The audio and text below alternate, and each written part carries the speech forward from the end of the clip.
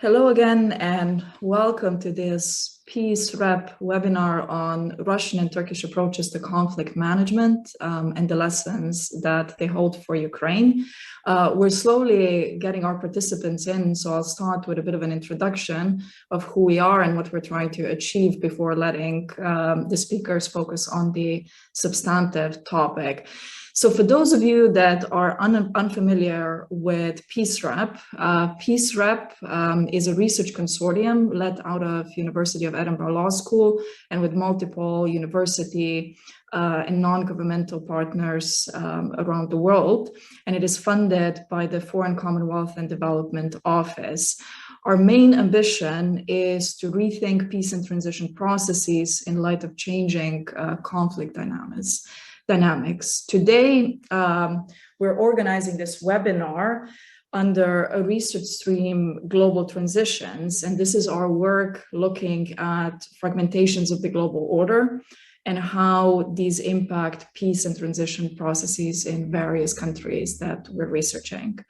So during our first stage of the process, which we are now presenting on, we have been looking at how various non-Western powers, states and non-state actors, regional organizations are approaching conflict management, how they understand their approaches to conflicts, and how these are then received on the ground in targeted countries. My name is Matea Peter, and I'll be acting as your host today. And joining me today are two of our experts on this project, Bernardo Mariani, an independent consultant who is our expert on Russia today, and Spyros Sofos from the London School of Economics, who is our Turkish experts. So both of them are authors of respective publications on Russia and Turkey and their conflict management approaches, which you can find on our website. And they're excellent reports. So if you're interested to hear more about, if we pique your interest in sort of Turkish and Russian conflict management approaches, I would really encourage you to look for those reports. The website also contains a number of other reports on everything from sort of China to Qatar to sort of regional organizations, and it's a growing collection of studies looking at regional approaches to conflicts. So in terms of housekeeping, I have asked both of the presenters to speak around 10 minutes with their opening remarks. We're going to start with Bernardo speaking about Russia and then switch to Spyros speaking about Turkey. I would encourage everybody to ask questions in the chat box at the site as we go, just so that we can then collect them. I'll then act as a moderator, sort of asking both of our presenters questions. But I do recognize that we might have people with accessibility issues. So if you do have accessibility issues and you can't type your questions, do let us know. And we will unmute your phone. The first part of the session will be recorded just so that we have sort of a video for our website, but the Q&A session we will keep muted and sort of stop the recording. So without further ado, I'm going to pass to Bernardo to give us his thoughts on sort of Russian approaches and the lessons they might have to hold for Ukraine. Thank you. Thank you very much, Matea, and many thanks to everyone for joining us. Over the past decade, Russia has expanded its military, political, and diplomatic engagements in the post-Soviet space, as well as in faraway countries in Africa, Asia, and the Middle East, where it has projected power and influence aiming to redefine global security. Russia conceptualizes its engagement in conflict environments differently to Western countries. It does not have a developed peace doctrine. It looks at peace and security as one knot. And instead of peacemaking and peace building, it prefers to use a range of alternative peace-related terminologies which prioritize stability and state building. In distant regions, Russia pursues primarily geostrategic interests, and the political ambitions of a country that sees itself as a great power. Its conflict management model favors a hierarchical, top-down approach whereby power, use of force, security, and peace come together, are easily intertwined, and where military actions and negotiations among the stronger parties are interlinked. We found that Russia has strengths it can deploy around the world, although less so now because of the war efforts in Ukraine. Together with an ability it has to project military power, it also has an extensive experience and capacity in conflict-related diplomacy. It has made headway in rather complex peace negotiations like in Afghanistan and in Syria, making the most of the instruments at its disposal, including good intelligence, good analysis, and an efficient diplomatic service. But there are also weaknesses in Russia's model of conflict management. It may succeed in achieving short-term gains in the form of an illiberal peace in which physical violence is halted or reduced, but by not addressing the political and social grievances, it also creates new conflict fault lines with the risk that armed violence may then re-emerge. At an operational level, Russia's actions are constrained by the relatively small size of its economy. Russia does not have the means to pursue a developmental peace approach like China. Its contributions to humanitarian and development aid are rather modest, as is its participation in UN peace operations.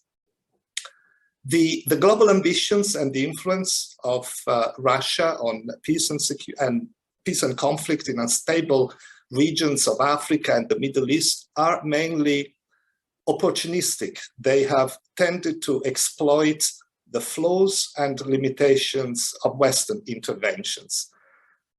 And that crosses over into a zero-sum game with the West, whereby if we are stronger, they are weaker. If they are stronger, we are weaker. It has gained traction in places where Western interventions did not work.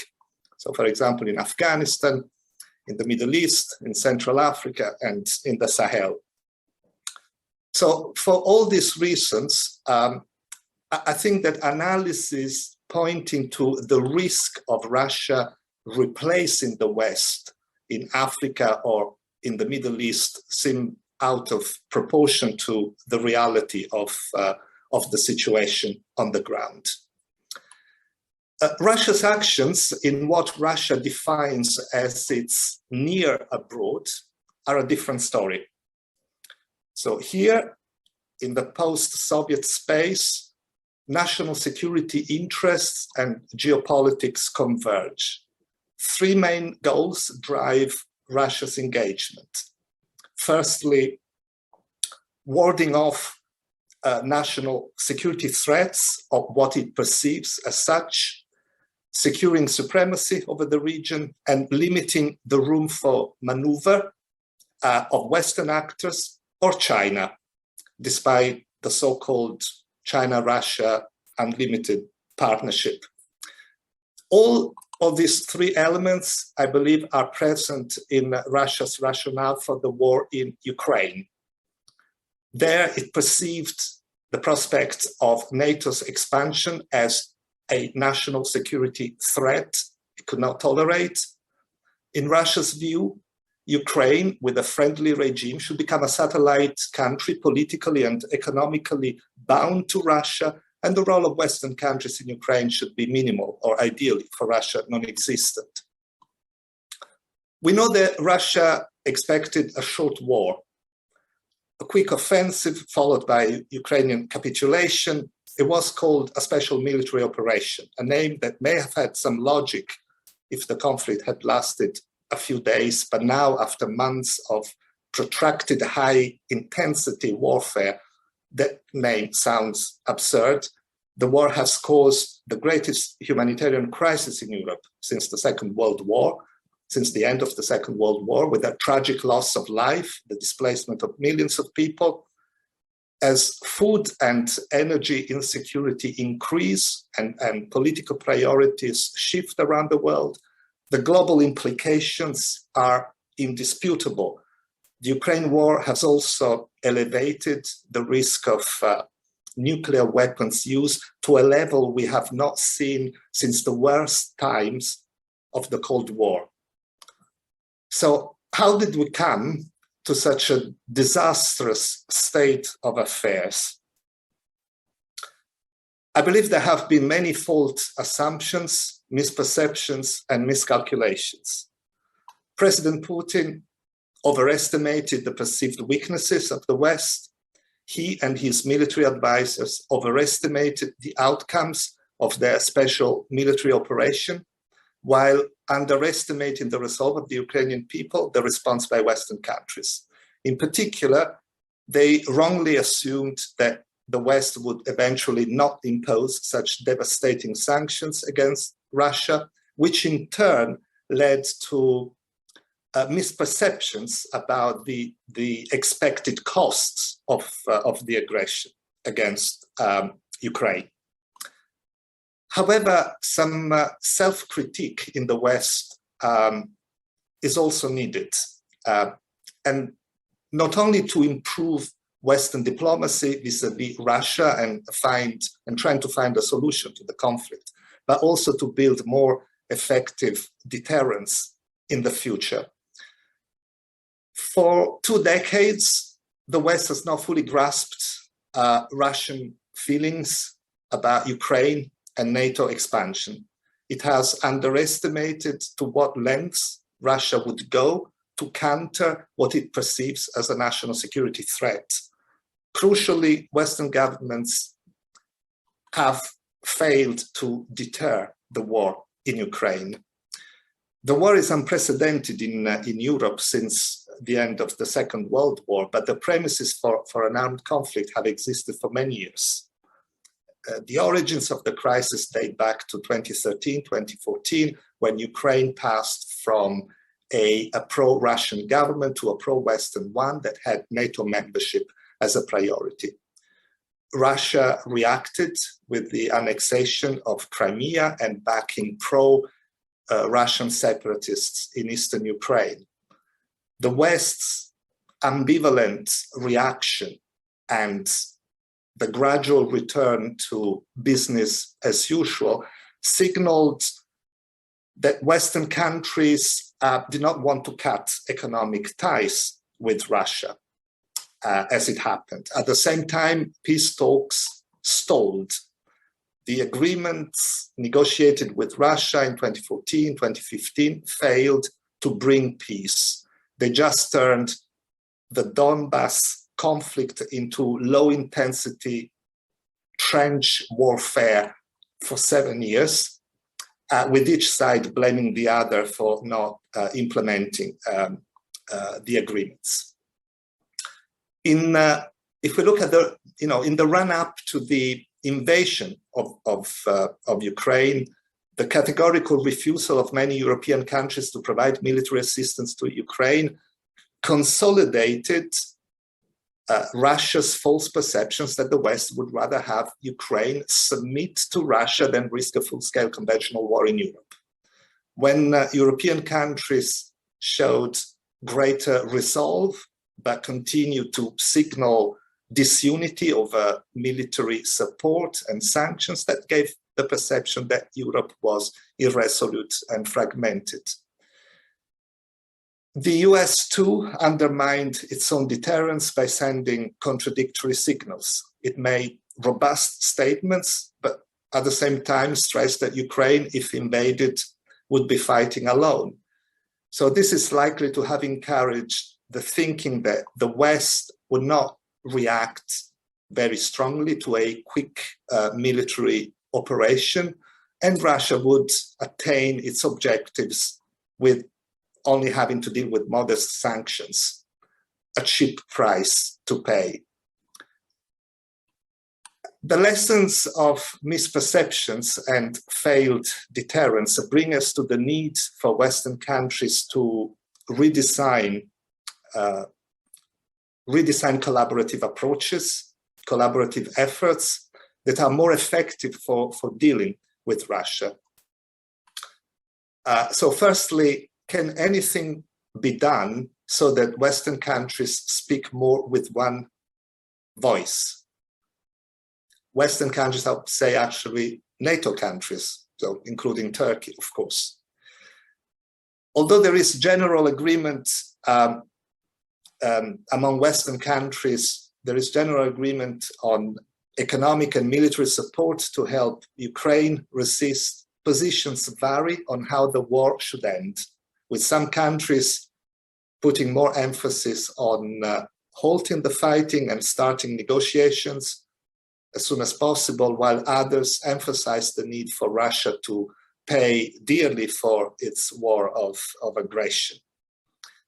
Bilateral discussions between Western leaders and President Putin continue to send confusing signals and create perceptions that the West is not united. So far, they have not helped Ukraine, especially when the Western interlocutor had little leverage. And on the issue of little leverage, I want to stress that power politics inspires Russia's diplomatic culture, which sees proposals for talks as a sign of weakness when the interlocutor has little power to influence decisions and get the results they want. So a more effective approach would be for the US, the UK, and the EU to speak more with, or to try to speak more with one voice and act with the common purpose of supporting Ukraine while putting forward or trying to put forward a common proposal on how the war should end. In the process of finding such a common stance, which of course will not be easy, I think it would be wise to limit bilateral discussions with President Putin to the minimum indispensable so that they don't continue to show ambiguities that may fuel even more miscalculations and ultimately weaken Ukraine's and the West's negotiating hand. A second point I would like to stress is that despite its, and this came out from our research, despite its autocratic system and highly repressive policies, Russia is not a monolith. There are different views within Russian civil society among policy circles on the Kremlin's foreign policy and its economic and political implications. There are also signs of anti-war sentiments within the general public, even within the military. Following the invasion of Ukraine, a growing number of Russians have left their country. They include political refugees who wanted to evade criminal prosecution for exercising free speech regarding the war. So this, in my view, keeps open the possibility of at least selective dialogue with Russian interlocutors based on common interests in reducing tensions and finding out in which direction relations between the West and Russia can take. And finally, beyond the post-Soviet space, the increased role and impact of Russia in regions of instability and conflict around the world should really encourage Western countries to rethink certain aspects of their engagement in such environments. As I mentioned earlier, Russia has gained traction in places where Western approaches have not worked. So again, Afghanistan, the Central African Republic, Libya, Mali, Syria. Approaches by Western countries, they have not worked. They have created a vacuum that Russia has tried to fill. So at a time of increased global insecurity, Russia's opportunistic interventions in these countries and regions should urge Western policy actors to reevaluate their own approaches and trying to find more effective ways to prevent civil wars and end deadly conflict. And a lot of that has to do with putting people at the center of security, justice, and development programs that support peace agreements and peace building, and moving away from a nearly exclusive focus on hard security, promoting instead initiatives aimed at addressing the root causes of conflict. I leave it there. Thanks for listening. I look forward to answering any questions that you might have. Thank you very much, Bernardo. We still have people joining, so just to encourage everybody to ask questions as we go in the Q&A box, chat box at the site, primarily because we won't have that much time for discussion, but to leave as much time for discussion and to switching to a country that is kind of sitting between sort of Russia and the West on a lot of issues and is emerging as a very important player also in the Ukraine conflict. Let's turn to Spyros Sofos from LSE, who'll tell us about sort of what Turkish conflict management approaches can tell us also for the war in Ukraine. Thank you, Spyros. Thank you very much, and thank you to all who are attending this seminar. I would like to say that I would like to, first of all, draw some broad brush strokes that would give us some information on how Turkish policy has been foreign policy and conflict management policy has developed over the last couple of decades. And then I will go to more specific discussion of its relationship with Russia in particular, and other lessons to be learned. So I would like to start by saying that throughout the 20th century, Turkey's foreign policy and, of course, its approach towards conflict and peace management was informed by a security doctrine that stressed state consolidation, peace at home, and the protection of the country's borders, with an extension to this, an emphasis on regional stability. There were some exceptions, I would say, or rather extensions of this doctrine. So, for example, its involvement in mediation during the Iran-Iraq war, its invasion of Cyprus, the operations in northern Iraq, and the threat of invading Syria over the latter support of the PKK about 2 decades ago are cases in point that Turkey had the capacity of looking beyond its borders in order to protect them in some ways. Already since the 1990s, there were timid steps to disengage from the emphasis on security alone and become a country that was more active internationally and that had the ambition to play a constructive international role. A lot of things contributed to that. For example, the independence of the Central Asian, mainly Turkic republics. Also, the possibility of Turkey playing a role in the Caucasus with rapprochements to Armenia, to Georgia, to, of course, relations with Azerbaijan and so on.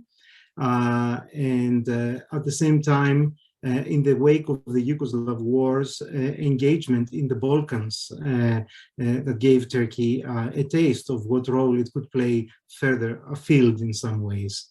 It is at this time that also Turkey expressed its aspiration to play a role vis-à-vis Africa by deploying development tools and soft power. And of course,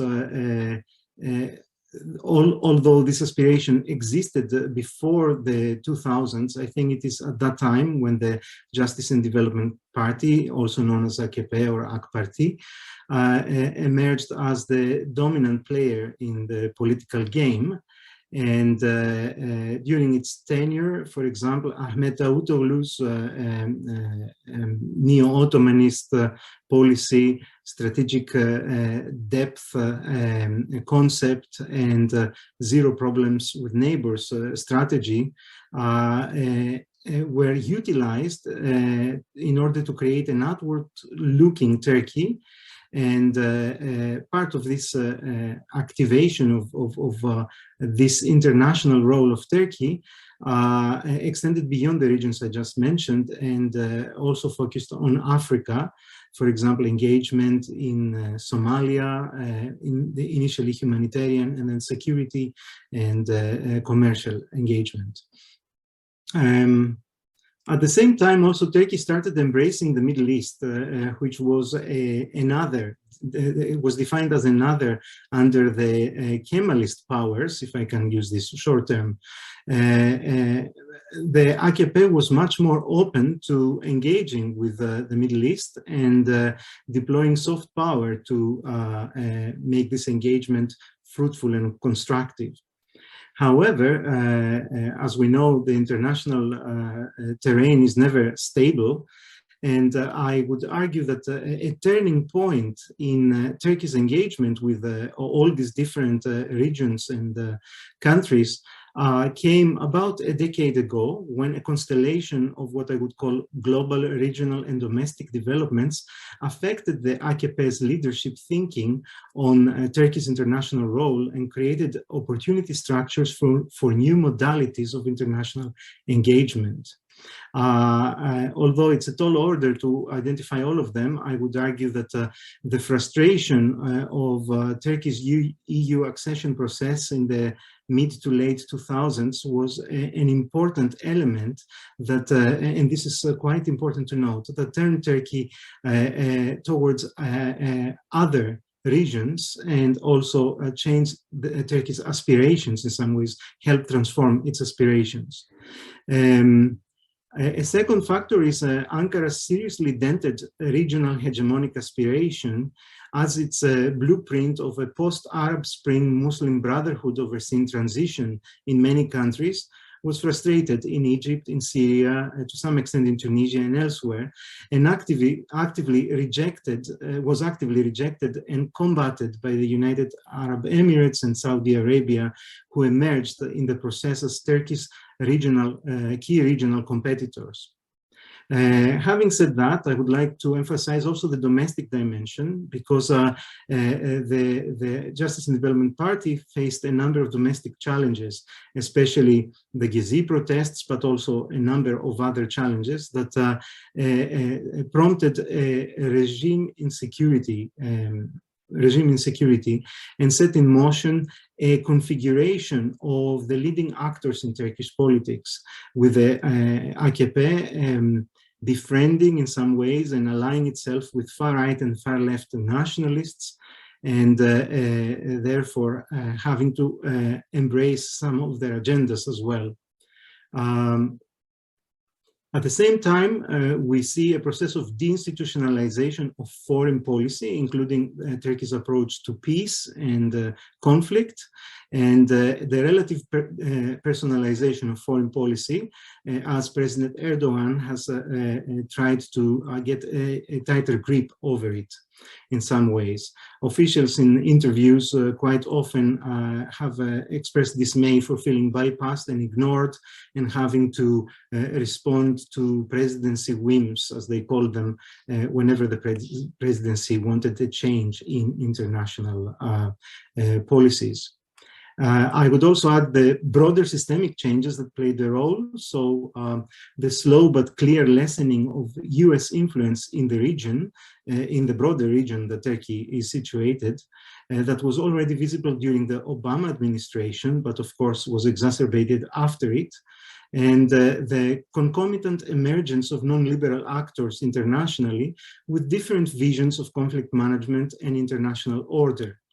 If one adds to this the perceptions of loneliness that Turkey has experienced in 2014 as the United States supported the YPG in Syria, and in 2016 when the international community was not very eager to condemn the coup d'etat in Turkey, we can see how Turkish policy started becoming more autonomous and disengaged from Western actors.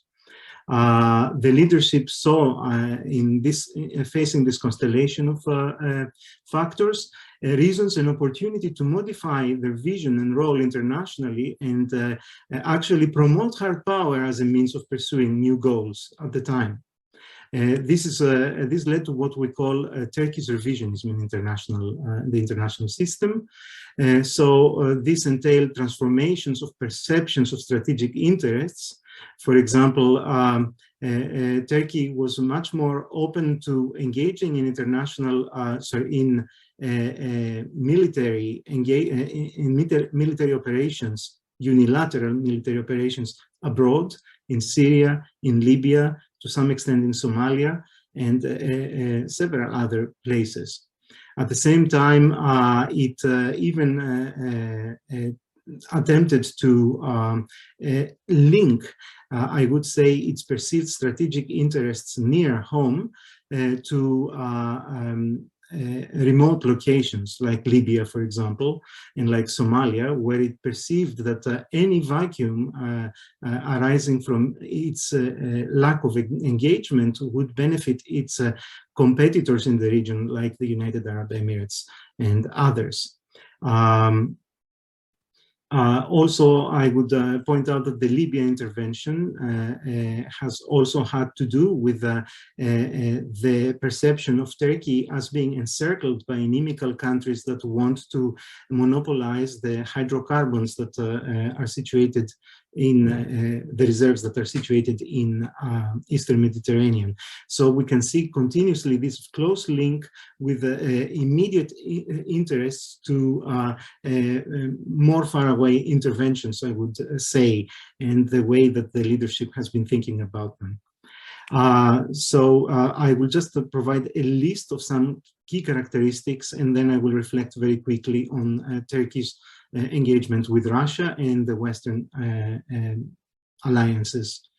So I would argue that we see that in this period and in the pursuit of hard power driven solutions for problems surrounding Turkey and further afield, we see a move from a multilateralism that used to be the preferred mode of operation to unilateralism. So Turkey has started engaging unilaterally in a number of regions, sometimes also under the guise of bilateral agreements and cooperation. It has also moved from a cooperation mode to a competition mode. And this is also important because it doesn't, it reflects the domestic constituencies that are supporting the ruling party in Turkey and the competitive vision of Turkey vis-a-vis the world. It engaged also in conflict management that was decoupled from human rights and democratization norms and procedures. Generally, Turkey's interventions have been characterized by lack of conditionality and lack also of interest in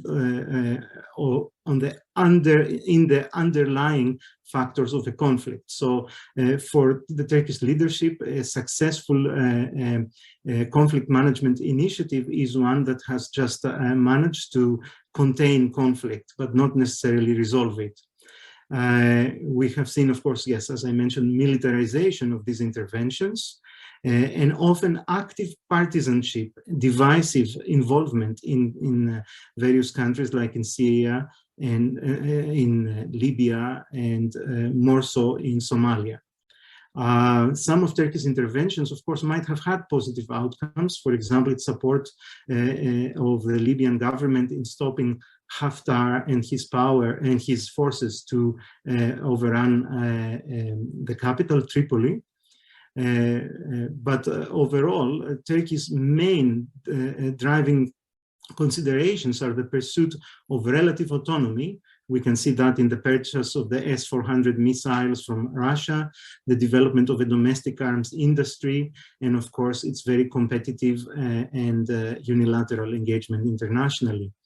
I would like to also talk a little bit about the competitive element of its approach.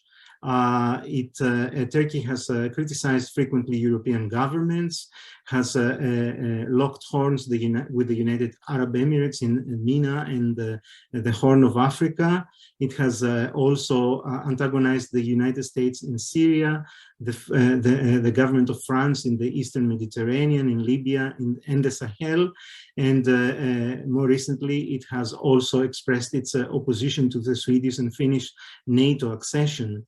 It has also engaged in confrontations with Israel, Egypt, Greece, and even Russia. But I would argue that the relationship with Russia needs further notice in some ways, further study, because although it is a competitive relationship, it can also be understood as an accommodative or symbiotic competition. So Turkey in many ways competes with Russia, but also seeks to find ways of communicating, negotiating, coordinating, and tolerating what Russia does, and Russia does the same at the same time. This symbiotic relationship allows in Turkey Erdogan to score successes in some ways, and at the same time allows Russia to support a disruptive actor vis-a-vis the Western system of alliances, as long as this is productive for both the strategic interests of both countries as they are understood now. In this context, we can understand Turkey's closure of its airspace to Russian military flights that were bound for Syria, the closure of the Dardanelles that disrupt Russia's presence in Syria in many ways, but the maintenance of an open airspace to civilian Russian flights. This kind of approach allows Turkey to play a very sensitive, relatively autonomous game in the international arena. But this game has limits, and this is my sort of conclusion. This game has limits. For example, the recent Ukraine conflict, not so recent anymore actually, has accentuated the feeling of insecurity in terms of energy dependence of Turkey on Russia. And therefore, it has prompted Turkey to abandon some of its competitive rhetoric vis-a-vis Israel, for example, in the Eastern Mediterranean, but not its neighbor Greece at the same time. It has also accentuated its dependence on NATO while facing a rogue Russia that is increasingly unpredictable internationally. It has increased. Increased fears among the leadership of Turkey, and to the extent that I believe that increased polarization on the international field around the issue of Ukraine might force Turkey to abandon its pursuit of relative autonomy and pursue a more accommodative policy towards its Western allies. Although it is very hard to see how Turkey can erase the memory of it being such a proactive actor in the 2000s, in this decade. So what I would argue is that it is urgent to attempt to re-embrace Turkey, not uncritically, of course, but to try to harness the ability of Turkey to operate in various international, in various regions, through, for example, engagement in multilateral operations, use its expertise, lack of colonial baggage, for example. But this has to happen in tandem with the sensitive democratization support process, especially as international polarization at the moment produces insecurity. I think there are opportunities where Turkey might find itself more eager to engage with the West despite the recent rhetoric. A final point I would like to emphasize is that an area where the West has really not focused adequately and therefore has enabled Turkey to act quite often as a rogue actor in its region relates to the Kurdish issue. Turkey has reacted to the transnationalization of the Kurdish issue in ways that prompted military interventions in Iraq and Syria, and even within its own territory. I think that it is very important for the West to engage in the Kurdish issue in a constructive and sensitive way, in a way that attempts to address Turkey's interests, address its fears, while at the same time protecting the rights and promoting the rights of the Kurdish populations in its immediate region. I think this will deprive any authoritarian government from the ability to mobilize